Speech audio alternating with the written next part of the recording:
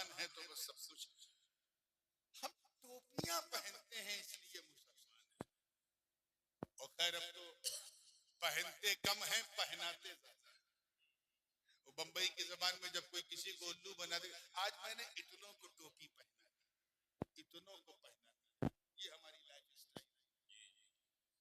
बुरा मत मानिएगा, लेकिन अगर कोई एक पहचान अगर पूछी जाए जो सारे मुसलमानों में कॉमन हो, जाहिरी तौर पे तो वो सिर्फ ये है कि हम इसलिए मुसलमान हैं क्योंकि हमारी मुसलमानी है।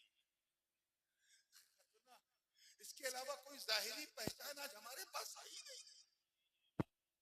सोचो, इन्हीं चीजों को देखकर और ऐसे मुसलमानों को देखकर मेरे बड़े अब्बू, मेरे ताया हुजूर क़िबले आलम इमाम हुमाम शेखुल इस्लाम अल्लामा मदनी मियां फरमाते हैं कि जिसमें पासे शरीयत न खौफे खुदा, वो रहा क्या रहा, वो गया क्या गया। एक तस्वीर थी जो मिटा दी गई, ये गलत है मुसलमान हमारा। जिसमें ना अल्लाह का डर है, न शरीयत का पासो लिहाज है, उसका मरना क्या मरना, उसका जीना क्या जीना। अगर मर जाए तो समझ जाओ एक तस्वीर थी जो मिटा दी गई, ये गलत है मुसलमान हमारा। ये जो हम सुनते हैं कि आज फिलिस्तीन में इतने मारे गए, इराक में इतने मारे गए, ये मुसलमान नहीं है। अक्सर उनमें से मुसलमानों की फोटो कॉपी मिटाई जाती है। We look like a Muslim, हम मुसलमान की तरह दिखते हैं। अगर हम मुसलमान होते तो नबी के जलसे में चूचू चूचू न करते, एक दूसरे से बात न करते, क्योंकि यहाँ हम सभी के लिए नहीं, सिर्फ नबी के लिए आए। लेकिन हम ऐसे ही मुसलमान हैं तो क्या करें। हम जानते हैं जिन चेहरों को देखकर हमें खैर उम्मत का ताज पहनाया, अब सहाबा की वो मुकद्दस जमात हमारे दरमियान नहीं। तो बड़े गए गुजरे लोग, गुनहगारी के दलदल में धंसे हुए, रात दिन शराब कबाब और शबाब में गुजारने वाले हम लोग, सुबह शाम नमाज रोजा छोड़कर मोबाइल पर चैटिंग करना, सर्फिंग करना, मक्खी मारने वाली कौम, चंद पैसे पाकर अय्याशियों में गवाने वाली नौजवान नस्ल, दिल्ली बंबई क्या चले गए, चंद पैसे क्या आ गए, अपने माँ बाप की तौहीन करने वाली ये नस्ल। तेरी शादी हुई और तेरी जिंदगी में एक नई नवेली दुल्हन क्या आई, तेरा मिजाज बदल गया। किसी दुल्हन की कमबख्त मुस्कान के सामने अपने माँ बाप को धक्के मारने वालों, कभी एक सेकंड के लिए तुमने सोचा कि तेरी बीवी ने तुझे तब प्यार किया जब खिलाने के लिए तेरे पास रोटी थी, तब प्यार किया जब पहनाने के लिए कपड़े थे, तब प्यार किया जब ठहराने के लिए मकान था, तब प्यार किया जब उसे राजी रखने के लिए तेरे जिस्म में ताकत थी, तब उसने प्यार किया। लेकिन तेरी माँ, अरे माँ ने तो उस वक्त भी तुझे नहीं छोड़ा जब तू इतना कमजोर था कि दूध का फीडर भी अपने हाथ से नहीं उठा पाता था। क्या बात, क्या हो गया तुमको यार, कहाँ चले गए, किस जगह था, किस जाइत के लोग, तुम्हें शर्म भी नहीं आती, खुद को धोखा देते हो और खुदा को धोखा देने की कोशिश करते हो। अपने किरदार और अमल को संभाल लो मुसलमान। आगे बढ़ने से पहले मैं एक वजाहत और ताकि बिल्कुल दूध का दूध पानी का पानी हो जाए। हज्जाज बिन यूसुफ का तो नाम सुना होगा, आप सबने सुना है? अच्छा, जिन्होंने सुना है वही हाथ उठाए। 17, 24, अच्छा 25-30 लोग क्या जिन्होंने, वैसे भी कोई सुनने वाला नाम भी नहीं है। अच्छा, खिलाफत बनी उमैया के जमाने में ये बसरा का हाकिम था और इतना जालिम था, इतना जालिम था कि सहाबा और ताबईन के खून से अपने हाथों को रंगे हुए थे। हज्जाज बिन यूसुफ, मालूम है, जिस गुरु ने उसे राजनीति सिखाई थी, उसी को साइड में बिठा के उनकी कुर्सी पे बैठ गया ऐसा था हज्जाज बिन यूसुफ। गुरुजी के जमाने में जो सिक्का चलता था, चांदी और सोने की जो अशर्फियां चलती थी, जैसे ये कुर्सी पे बैठा इसने सिक्कों को गला कर आग में बिल्कुल गला कर, आज की भाषा में कहे तो डिमोनेटाइज करके, नोटबंदी करके अपने नाम का सिक्का चलता। इतना जालिम। उस जमाने में सबसे बड़ा मीडिया जो है वो आज भी अगर मुसलमान सही इस्तेमाल करें तो दुनिया का सबसे बड़ा मीडिया जुमा का दिन है। सोशल मीडिया भी कमर तोड़ देता है, जुमा इतना बड़ा मीडिया। इसीलिए तो हर जुमा के दिन इनके कान खड़े रहते हैं, कुछ हो सकता है, कुछ हो सकता है। इतना बड़ा मीडिया है, लेकिन मुसलमान इस मीडिया का सही इस्तेमाल नहीं करते। आप आपस में इमाही में इत्तेहाद नहीं है कि एक बात मैं भी बोलूं, वही तुम भी बोलो, वही तुम भी बोलो, नहीं। तो छोटों की जब मुक्तदा का ये आलम है तो मुक्तदी को मैं क्या। लेकिन सच्ची बात ये है कि वो इतना शातिर था हज्जाज बिन यूसुफ। उसने जितनी मस्जिदों में जुमा होती थी, हर मस्जिद के ट्रस्ट और मस्जिद के इमाम को अपनी गोद में बिठा दिया। यानी पूरे मीडिया सिस्टम को उसने गोदी मीडिया बना दिया। और अगर कोई मुत्तकी परहेजगार इमाम उसके खिलाफ बोल दे तो हुकूमत की एजेंसीज उसके खिलाफ लगाकर उसे डिटेंशन सेंटर में डिटेन कर दिया जाता था। मैं हज्जाज बिन यूसुफ की बात कर रहा हूँ। आपका दिमाग इधर उधर तो नहीं जा रहा है? नहीं जाना चाहिए, ताकि समझो जा रहा है कि नहीं जा रहा।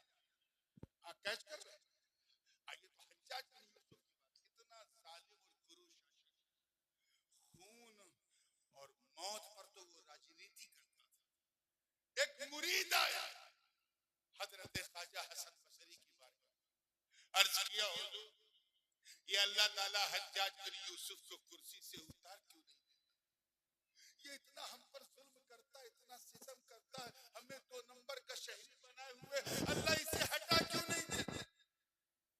तो बहेड़ी वालों जवाब सुनो, सुल्तानुल औलिया ख्वाजा हसन बसरी जलाल में कहते, सुन मा जा अल हज्जाज इल्ला बिदुनूबिना, कि हज्जाज बिन यूसुफ सिर्फ हमारे गुनाहों की वजह से आया है। Allah subhanahu wa ta'ala brought him upon us because we have done sins and evils. हमने बहुत गुनाह किए हैं, इसलिए अल्लाह ने हमें सबक सिखाने के लिए हज्जाज को कुर्सी पे बिठाया। सोचो मुसलमान, तवज्जो चाहूंगा, आज से तकरीबन 14.5 या 1400 साल पहले जो भी मुट्ठी भर गुनहगार थे, उनको देखकर अल्लाह ने हज्जाज को कुर्सी पे बिठाया। आज के गुनहगारों को देखते तो क्या कहते हैं? ये हलाल और हराम का फर्क भूलने वाली इस नस्ल को देखते तो क्या कहते हैं? सुबह शाम झूठ, धोखा और फराड करने वाले लोगों को देखते तो क्या करते हैं? अब अगर तुम ये महसूस करते हो कि तुम्हारे मूल अधिकारों का हनन हो रहा है, उन्हें छीना जा रहा है, अगर तुम ये समझ रहे हो कि तुम्हारे साथ गलत रवैया है, so you don't have a right to ask, तुम्हें पूछने का कोई हक नहीं है। अगर पूरे सिनेरियो को बदलना तो बस रब की बारगाह में रुजू करो, तौबा करो, इस्तिग़फ़ार करो, आंसुओं का ज़मज़म बहा दो। मैं रब की इज्जत की कसम उठा के कहता हूँ कि अगर दो बूंद नदामत के आंसू बहा दिए तो कयामत के दिन रहमतों का दरिया बन जाए। बेशक बेशक, जिंदाबाद जिंदाबाद, वाह वाह वाह। हमारा हाथ तो यही है, तो ऐसे ही बस इस कान से सुनते हैं, इस कान से निकाल देते हैं। इसीलिए मैं कहता हूँ, जिन चेहरों को देख के हमें खैर उम्मत का, ऐसा चेहरा हमारे बीच में नहीं है। वो मुकद्दस जमात जिसे हम जमात सहाबा कहते हैं, जिनके लिए रब ताला ने फरमाया उलाइका हुमुल मुमिनून हक़्क़न, वो सहाबा जिन्हें कहा रब ने उलाइका हुमुर राशिदून, वो मुकद्दस जमात सहाबा लक़द रज़ियल्लाहु की तालीफ जिन्हें अता की गई, वो जमात सहाबा जिनको कहा इन्नल लज़ीना युबायिऊनका इन्नमा युबायिऊन अल्लाह, वो जमात जिनके लिए कहा वल्लज़ीना मअहू अशिद्दाउ अलल कुफ्फारी रुहमाउ बैनहुम तराहुम रुक्अन सुज्जदन यब्तगून फज़लन मिनल्लाहि व रिज़वाना।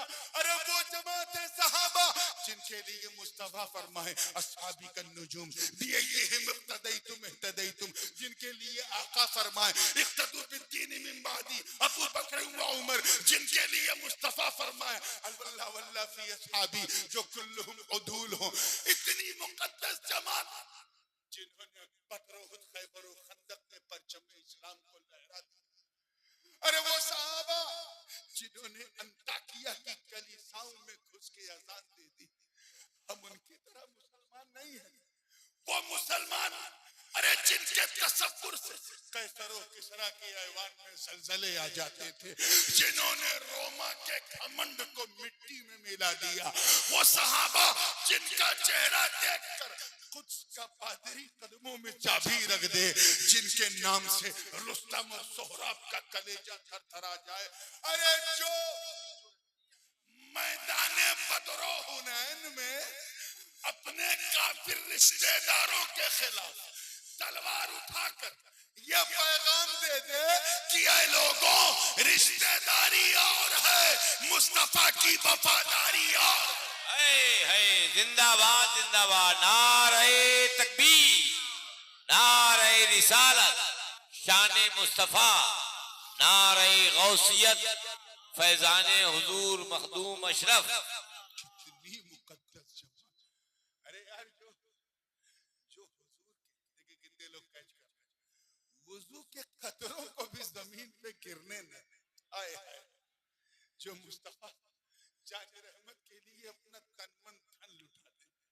अरे एक इशारा पर जो मक्के से मदीने की तरफ हिजरत करते नबी के लिए किसी की न सुने वो जमात।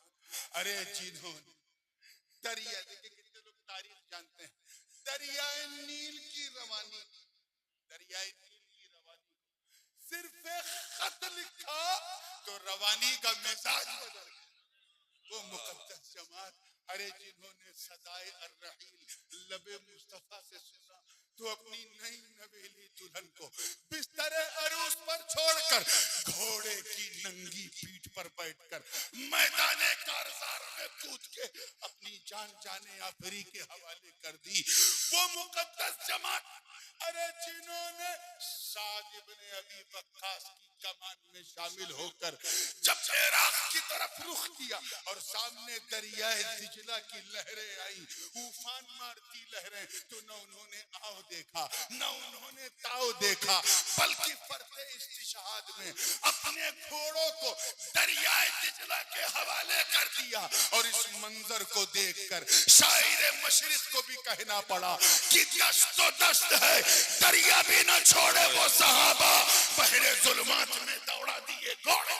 वाह वाह वाह, बेशक बेशक, जिंदाबाद जिंदाबाद। आप जरा ख्याल करके ये थी वो जमात जिन्हें देख के कहा तुम बेहतरीन तमाम उम्मतों, क्योंकि तुम अच्छाइयों का हुक्म देते हो, बुराइयों से रोकते हो और एक वहदहू ला शरीक पर ईमान। मैं मानता हूं कि हजरत नूह अलैहिस्सलाम की उम्मत बड़ी खराब थी और सरकश थी, चालबाज थी, लेकिन यार कुछ तो थे जो हजरत नूह की नाव में उनकी कश्ती में बैठे थे। अल्लाह ने उन अच्छों को भी अच्छी उम्मत नहीं कहा। इसको जरा बारीक ध्यान से सुनिए। मैं मानता हूं कि हजरत दाऊद और सुलेमान अलैहिस्सलाम की उम्मत कोई आइडियल नहीं थी, लेकिन यार कुछ तो थे जो जनाबे दाऊद के लहन पे रक्स करते थे, कुछ तो थे जो हजरत सुलेमान के तख्त पे नाज करते थे। अल्लाह ने उन अच्छों को भी खैर उम्मत बोली है, कहा नहीं कहा। मैं कौमे बनी इसराइल कैसी थी मुझे पता है, लेकिन यार कुछ तो थे जो दामने कलीमुल्लाह थाम कर दरियाए नील पार कर